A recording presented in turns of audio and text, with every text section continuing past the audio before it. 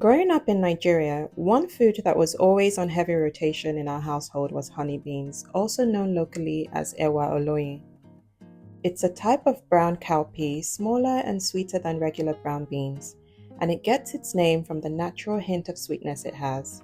Not sugary sweet, just mellow and earthy. It's honestly my favorite bean to eat. But honey beans aren't just tasty, they're packed with nutrition too. They're an amazing source of plant-based protein, which is great for muscle repair and overall body function.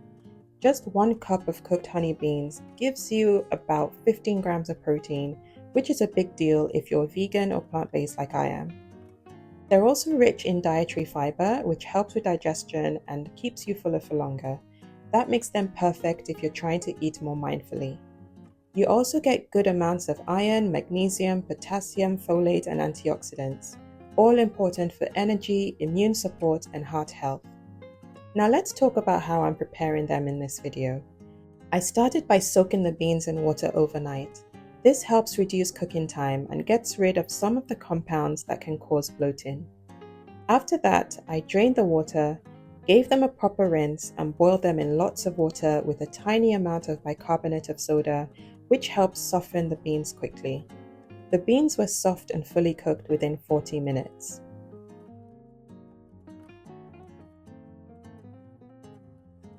Once tender, I drained the excess water and added a simple blended pepper mix of red bell peppers, scotch bonnet, tomatoes, and onions.